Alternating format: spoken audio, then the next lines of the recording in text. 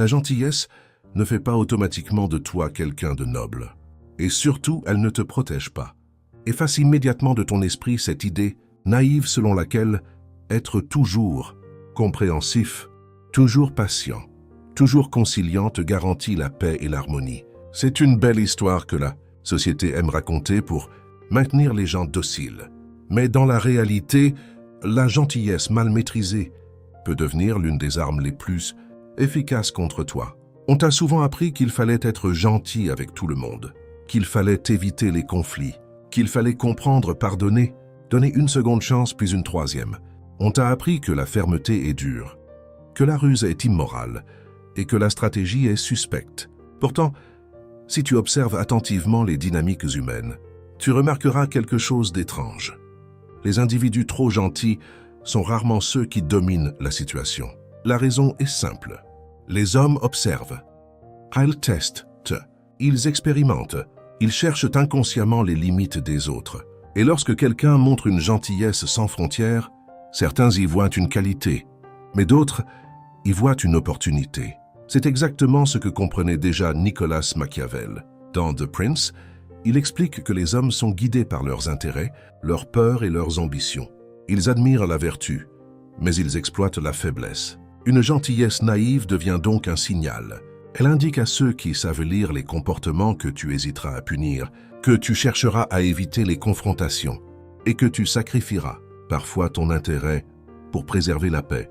C'est là que commence le piège, car la gentillesse peut détruire de plusieurs manières. La première manière est presque invisible au départ, et pourtant elle est redoutable. La gentillesse peut t'empêcher de punir quand il le faut, pas parce que tu ne vois pas le problème, mais parce que tu hésites à agir. Tu te dis que ce n'est peut-être pas si grave. Tu te dis que la personne traverse peut-être une mauvaise période. Tu préfères comprendre plutôt que corriger. Et petit à petit, cette indulgence devient une habitude. Dans n'importe quel groupe humain m'intéresse, qu'il s'agisse d'un cercle d'amis, d'une équipe de travail ou d'une organisation entière, les règles ne tiennent que grâce aux conséquences. Ce n'est pas la règle écrite qui fait l'ordre. C'est la certitude que quelqu'un fera respecter cette règle si elle est franchie. Quand les conséquences disparaissent, l'ordre commence à se fissurer. Imaginons une scène très simple dans une entreprise. Un responsable remarque qu'un employé arrive souvent en retard. La première fois, il ne dit rien. Il se montre compréhensif. Il pense que cela peut arriver à tout le monde. La deuxième fois, il sourit et dit simplement de faire attention. La troisième fois, il écoute une excuse et laisse passer encore. Dans son esprit, il agit avec humanité. Il veut être juste, compréhensif, gentil, mais les autres observent. Les collègues remarquent que les retards ne provoquent aucune réaction sérieuse. Ils comprennent qu'il n'y a pas de vraie limite. Alors certains commencent eux aussi à relâcher leur discipline. Ce n'est pas forcément par méchanceté, c'est simplement la nature humaine. Quand une frontière n'est pas gardée, elle recule. Très vite, ce qui était une exception devient une habitude. Les retards se multiplient. Les excuses deviennent automatiques. Le responsable commence alors à se sentir frustré. Il se demande pourquoi personne ne respecte les règles. Pourtant, le problème n'était pas la règle. Le problème était l'absence de réaction. Celui qui voulait être apprécié par tous découvre soudain une vérité désagréable. La gentillesse sans fermeté ne crée pas le respect. Elle crée la permissivité. On retrouve ce phénomène dans beaucoup de situations sociales. Un ami tolère toujours les petites moqueries à son égard pour éviter le conflit. Au début, les autres plaisantent légèrement. Puis les blagues deviennent plus lourdes. Personne ne s'arrête parce que personne ne voit de limite. Celui qui voulait préserver l'harmonie devient progressivement la cible facile du groupe. Ce mécanisme est profondément humain. Les individus testent les frontières. Ils observent jusqu'où ils peuvent aller. Lorsqu'une personne montre qu'elle ne sanctionnera jamais, elle envoie involontairement un signal. Ce signal dit « il n'y a pas de risque réel ». C'est précisément ce que comprenait déjà Niccolò Machiavelli. Dans sa vision des relations humaines, la clémence permanente peut parfois produire plus de désordre que la fermeté ponctuelle. Une sanction claire au bon moment stabilise un groupe. Une indulgence répétée le fragilise. La gentillesse devient alors un piège pour celui qui la pratique sans stratégie. À force de vouloir éviter les tensions, il laisse s'installer un climat où chacun repousse un peu plus les limites. Et quand il décide enfin de réagir, il est souvent trop tard. Les habitudes sont déjà installées. Ce paradoxe est difficile à accepter pour beaucoup de gens. On aimerait croire que la bonté suffit à organiser un groupe humain. Mais l'histoire, la politique et même la vie quotidienne montrent autre chose. Une autorité respectée combine deux choses: la capacité d'être juste et la capacité d'être ferme quand c'est nécessaire.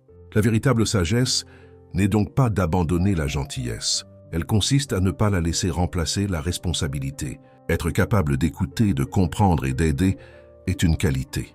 Mais savoir dire stop, savoir corriger, savoir rappeler une limite est parfois ce qui protège l'équilibre de tout le groupe.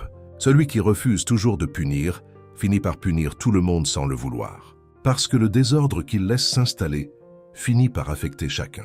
La deuxième manière dont la gentillesse peut te détruire est plus sournoise. Elle attire les opportunistes. Tout le monde n'entre pas dans une relation avec l'idée de coopérer. Certaines personnes entrent avec une question silencieuse en tête. Qu'est-ce que je peux tirer de cette personne? Elles ne le disent pas ouvertement. Elles observent. Elles testent. Elles avancent prudemment au début, comme quelqu'un qui pose le pied dans l'eau pour vérifier la température. Et si elles découvrent que tu es naturellement serviable, généreux avec ton temps, ton énergie ou tes compétences, elles comprennent immédiatement qu'il y a là une ressource exploitable. Cela commence presque toujours par quelque chose de très petit. Une demande anodine, un service rapide, une petite faveur qui ne semble coûter que quelques minutes. Tu pourrais juste jeter un coup d'œil à ce dossier? Tu t'y connais mieux que moi. Tu peux vérifier ça. Tu pourrais m'aider 2 minutes? Rien de dramatique, rien qui mérite un refus brutal. Tu aides parce que tu es quelqu'un de correct. Et c'est justement là que le mécanisme commence. La petite faveur devient progressivement une habitude. L'habitude devient une attente. Et l'attente finit par devenir une sorte de droit implicite. La personne revient vers toi la semaine suivante, puis la semaine d'après. Les demandes deviennent un peu plus longues, un peu plus complexes. Mais comme tu as déjà accepté les premières, il devient psychologiquement plus difficile de refuser les suivantes. Ce phénomène est très fréquent dans le monde professionnel. Dans presque toutes les entreprises, il existe ce collègue extrêmement gentil, celui qui accepte d'aider tout le monde, celui qui reste un peu plus tard pour terminer un projet collectif, celui qui corrige les erreurs des autres, pour éviter que le travail d'équipe soit retardé, celui qui explique patiemment ce que les autres n'ont pas compris. Au début, tout le monde apprécie cette personne. On la décrit comme indispensable, mais toujours disponible. Quelqu'un de vraiment bien. Elle reçoit des compliments. On la remercie. On admire sa générosité, mais observe ce qui se passe avec le temps. Très vite, l'effort exceptionnel devient la norme. Les collègues commencent à considérer cette aide comme quelque chose de naturel. Ils ne remercient plus autant.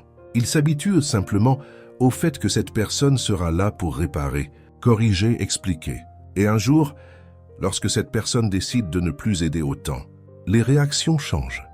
Les mêmes personnes qui profitaient de sa gentillesse commencent à dire qu'elle est devenue distante, qu'elle n'est plus aussi coopérative, qu'elle ne fait plus l'esprit d'équipe.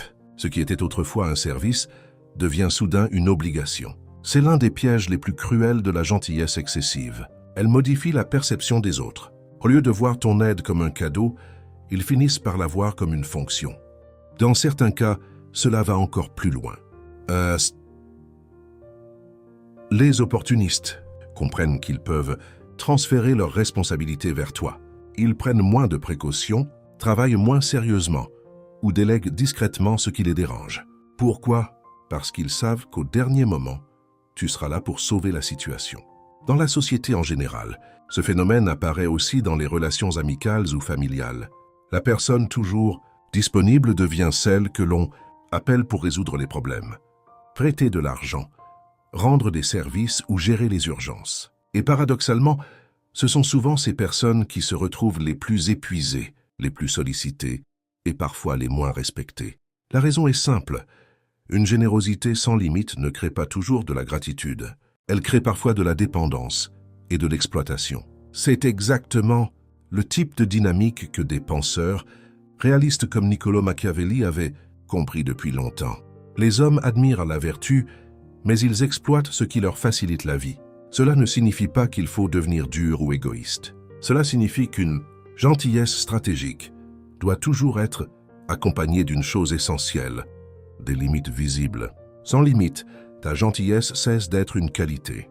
Elle devient une ressource que d'autres apprennent à consommer. La troisième manière est plus subtile, mais aussi beaucoup plus dangereuse.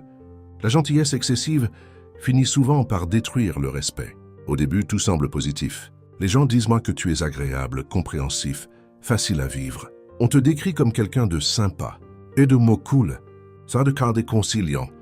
Tu évites les tensions, tu calmes les conflits, tu fais passer l'harmonie du groupe avant ton propre confort. Sur le moment, cela donne l'impression d'être une qualité rare. Qu'en effet, dans certaines situations, cette attitude peut créer un climat agréable, mais observe attentivement ce qui se passe avec le temps. Être aimé et être respecté sont deux choses très différentes. Beaucoup de personnes confondent les deux, mais les dynamiques humaines ne fonctionnent pas ainsi. L'affection naît souvent de la facilité, du confort et de la gentillesse. Le respect, lui, naît de la perception de la force, des limites claires et de la capacité à dire non lorsque c'est nécessaire. Lorsqu'une personne cherche constamment l'approbation des autres, elle commence inconsciemment à éviter tout ce qui pourrait créer de la tension. Elle repousse les conversations difficiles. Elle hésite à corriger un comportement déplacé. Elle préfère faire un compromis plutôt que d'imposer une limite. Elle accepte une petite entorse aux règles, puis une autre, puis encore une autre. Au début, les autres remarquent simplement qu'elle est tolérante, puis progressivement, ils commencent à tester les frontières. Un collègue arrive en retard et présente une excuse rapide. La personne gentille accepte immédiatement. La semaine suivante, le retard se répète. Puis encore une fois. À chaque fois, la réaction reste la même. Compréhension, indulgence, patience. Sans s'en rendre compte, le message envoyé au groupe devient très clair. Les limites existent, mais elles sont flexibles. C'est à ce moment que le respect commence à s'éroder. Pas brutalement, pas de manière spectaculaire. Cela se produit lentement, presque invisiblement. Les gens continuent d'être polis avec toi. Ils continuent parfois même de dire que tu es quelqu'un de bien. Mais dans leurs décisions réelles, ils cessent de te considérer comme une figure d'autorité. Dans les environnements compétitifs, ce phénomène est encore plus rapide. Imagine un responsable d'équipe qui veut absolument être apprécié par ses collaborateurs. Il évite de sanctionner les erreurs pour ne pas créer de malaise. Il accepte les excuses trop facilement. Il prend sur lui des responsabilités qui devraient être assumées par d'autres. Au début, son équipe le trouve humain. Puis certains membres commencent à profiter de cette indulgence. Les délais deviennent plus flous, l'effort diminue, la discipline se relâche. Et paradoxalement, la même équipe qui appréciait sa gentillesse commence à ressentir une forme d'irritation silencieuse. Pourquoi?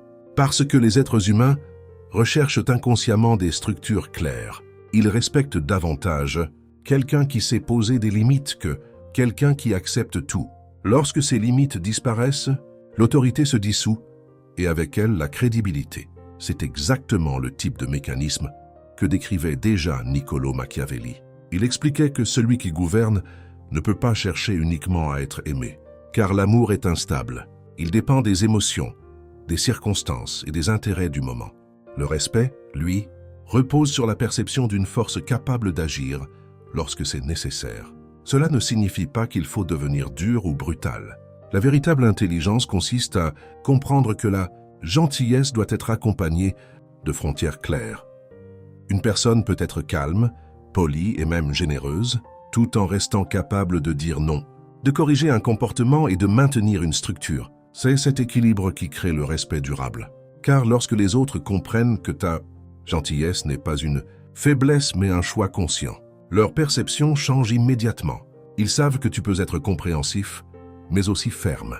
Et c'est précisément cette combinaison qui transforme la gentillesse en véritable force au lieu d'en faire une invitation silencieuse à l'abus.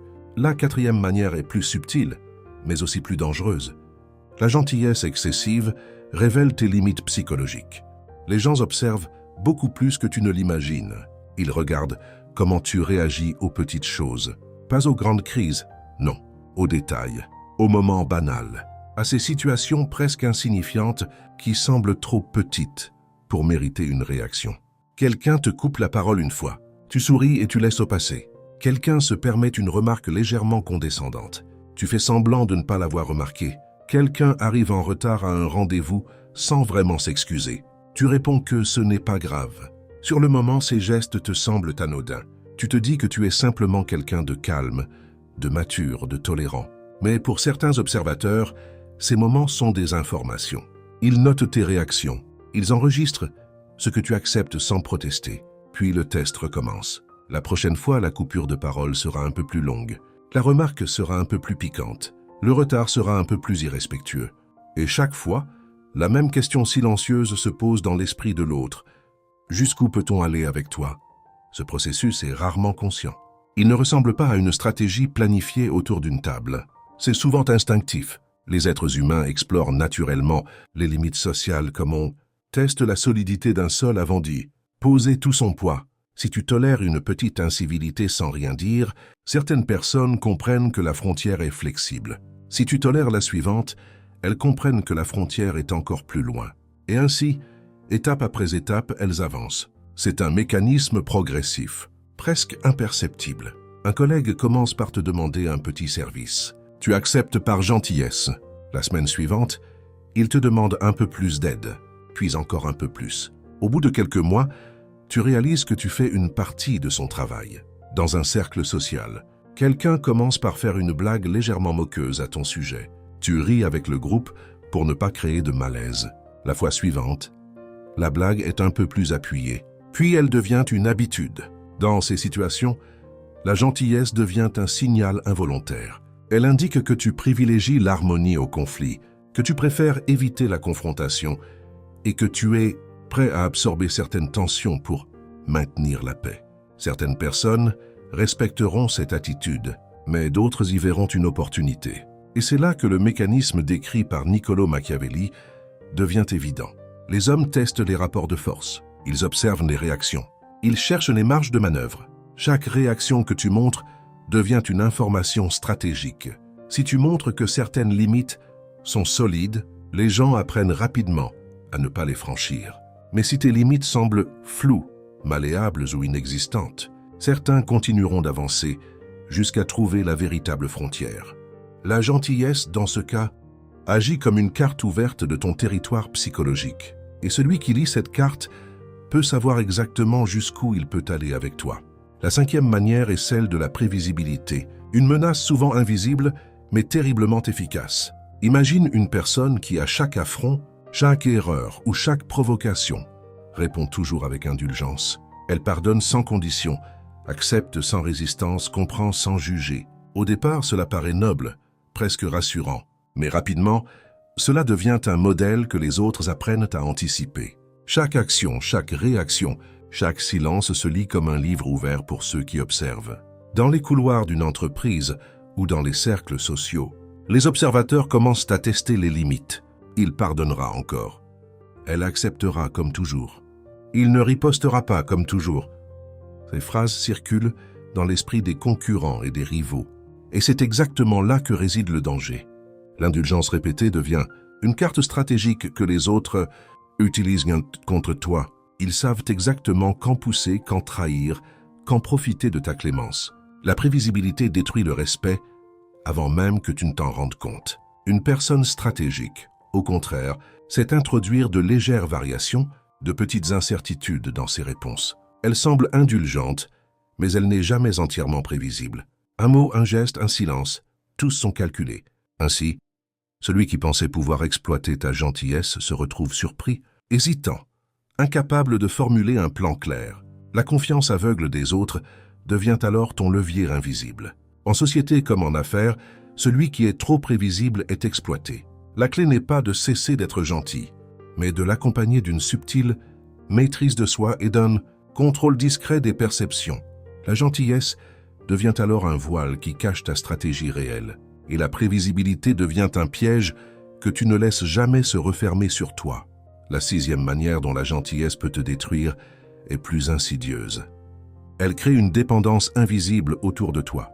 Quand tu aides constamment, que tu offres ton temps, tes conseils et ton énergie sans compter, tu ne le vois peut-être pas, mais tu façonnes un réseau silencieux de dépendance. Les autres finissent par ne plus développer leurs propres capacités, car ils savent qu'ils peuvent s'appuyer sur toi. Tu deviens la béquille invisible du groupe, celle qui soutient tous les efforts, absorbe toutes les difficultés et corrige toutes les erreurs. Au début, personne ne s'en rend compte, tout semble naturel, presque généreux. Mais avec le temps, le fardeau se fait sentir. Les réunions deviennent des cauchemars. où tu portes seul le poids des décisions. Les projets échouent si tu n'interviens pas.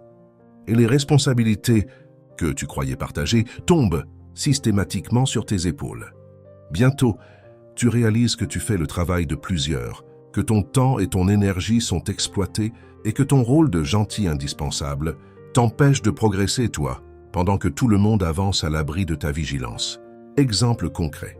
Dans une entreprise, un employé trop gentil accepte toujours de compléter le travail de ses collègues en retard, de corriger leurs erreurs et de présenter les résultats du groupe à la direction.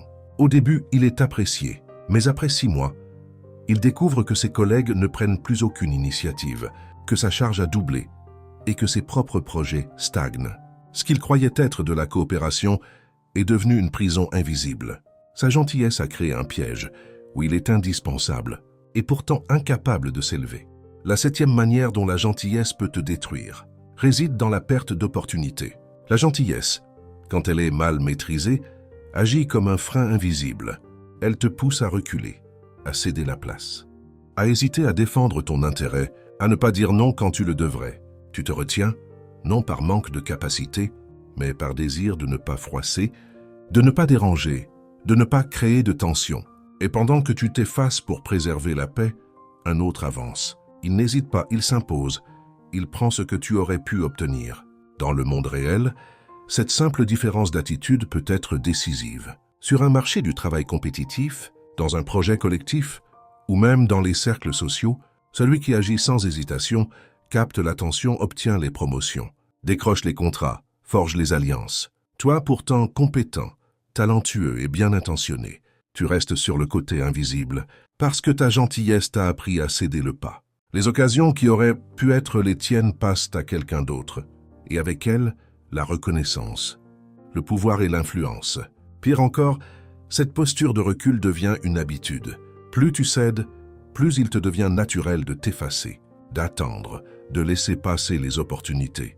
Et plus tu t'effaces, plus ceux qui ont compris la mécanique des rapports humains prennent l'habitude de t'éclipser, de s'approprier ton mérite, de te considérer comme un acteur secondaire.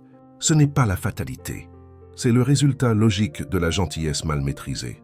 Dans un environnement où les gagnants sont ceux qui osent, qui frappent au bon moment et qui ne s'inquiètent pas d'offenser, hésiter à revendiquer sa place est une perte stratégique majeure. Un projet, une responsabilité, une discussion importante. Chaque moment où tu retires ta main par excès de douceur est un moment où quelqu'un d'autre prend le contrôle. Et ces moments cumulés façonnent une trajectoire entière. Pendant que tu restes discret pour faire plaisir, d'autres construisent leur empire, engrangeant des résultats et s'élèvent. Pendant que tu restes à l'ombre, admiré peut-être, mais jamais au pouvoir. Comprends bien, la gentillesse n'est pas le problème.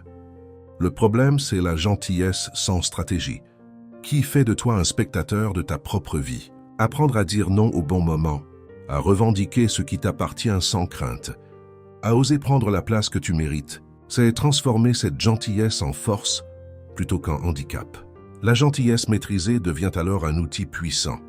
Tu choisis quand te montrer doux, quand te retirer, quand frapper. Et surtout, tu choisis de ne jamais laisser tes principes te voler les opportunités que tu mérites. La 8e manière est sans doute la plus insidieuse, la plus perfide, celle qui frappe quand tu t'y attends le moins. La gentillesse peut te plonger dans l'illusion la plus trompeuse qui soit, l'illusion que la nature humaine est noble, que chacun agit avec les mêmes intentions sincères que toi. C'est un piège subtil, invisible, car il ne se révèle que lorsque tu es déjà engagé, investi, vulnérable. Quand tu crois sincèrement que tout le monde partage tes valeurs, tu t'exposes à des comportements qui te dépassent. Certaines personnes te surprendront par leur loyauté, leur intégrité, leur coopération, mais d'autres, silencieusement observent, dévaluent, exploitent. Ils détectent ta bienveillance comme un point faible, une porte entr'ouverte, une invitation à franchir la ligne que tu pensais infranchissable. C'est dans ces moments que la gentillesse aveugle peut te détruire. Tu donnes, tu pardonnes, tu encourages, tu écoutes, pensant créer des alliances, renforcer des relations, consolider la confiance. Mais certains ne voient que l'opportunité. Ils s'immiscent dans ta générosité. Tu utilises pas comme un tremplin pour leurs propres ambitions, t'entraînent dans des conflits invisibles, te manipulent sans que tu t'en rendes compte. La leçon est brutale. La gentillesse n'est pas un bouclier automatique. Elle n'est pas un signe de force morale qui protège de l'exploitation. Elle peut être ton talon d'Achille si elle n'est pas accompagnée de lucidité. Le monde n'est pas homogène. Il n'est pas composé de cœurs sincères et de mains ouvertes. Il est rempli d'ombre, de calculs silencieux, d'intérêts cachés et de rivalités masquées. La vérité que tu dois graver dans ton esprit est simple, mais implacable. La gentillesse seule ne te protège pas. Elle n'élève pas automatiquement ton statut, ne forge pas ton respect et ne garantit jamais la loyauté des autres. Elle peut sembler douce, rassurante, morale, mais sans stratégie, elle devient un piège. Les 8 façons dont la gentillesse peut te détruire ne sont pas des théories abstraites. Elles sont des réalités quotidiennes que tu observes dans chaque bureau, chaque famille, chaque cercle social. Elles frappent silencieusement, elles érodent le pouvoir, elles t'empêchent d'atteindre ton potentiel. Comprends-le bien, la gentillesse n'est ni un droit ni un bouclier. C'est un outil puissant lorsqu'il est manié avec intelligence, mais une faiblesse mortelle lorsqu'il est laissé au hasard ou dicté par la naïveté. Elle peut masquer ta force, elle peut désarmer l'ennemi, elle peut inspirer confiance, mais elle peut aussi nourrir l'opportunisme, détruire le respect, t'ensevelir sous des responsabilités qui ne sont pas tiennes, t'effacer des occasions que d'autres saisissent, sans hésiter. Le secret réside dans la maîtrise. Ne confonds jamais gentillesse et faiblesse. Ne laisse jamais ton désir de plaire, de comprendre ou d'éviter le conflit dicter tes limites. Observe, analyse, anticipe. Sois généreux, mais choisis à qui et quand. Sois indulgent, mais pose toujours des frontières claires. Offre ton aide, mais sans jamais t'oublier ni sacrifier tes intérêts. Transforme ta gentillesse en camouflage stratégique, que les autres croient à ta docilité, qu'ils s'y habituent, qu'ils se fient à toi, tout en ignorant que derrière ce voile se cache un contrôle calculé, une réserve d'énergie, une vigilance constante. Regarde autour de toi. Ceux qui dominent la société, la politique, l'entreprise ou même les cercles sociaux ne sont pas toujours les plus durs, les plus cruels, ni les plus visibles. Ce sont souvent ceux qui maîtrisent la perception, ceux qui savent utiliser la gentillesse comme un levier plutôt que comme un gilet de sauvetage. Ils savent attendre, ils savent frapper au bon moment, ils savent protéger leur pouvoir tout en donnant l'illusion de l'innocuité. Ainsi, chaque acte de gentillesse que tu poses doit être conscient, réfléchi et stratégique. Ta bonté devient alors une arme, invisible mais redoutable. Ton respect devient indestructible, car il ne naît pas seulement de la gentillesse, mais de la combinaison de la bienveillance et de la fermeté, de la générosité et de la lucidité. Souviens-toi, la gentillesse mal maîtrisée détruit. La gentillesse stratégique conquiert. Ne laisse jamais la naïveté guider tes gestes. Sois patient, observateur, calculateur. Transforme la douceur apparente en pouvoir invisible. Car dans ce monde, celui qui comprend que la gentillesse n'est qu'une force potentielle et non un gage de sécurité, devient celui qui dirige la partie tandis que les autres jouent ignorants dans l'ombre de sa stratégie.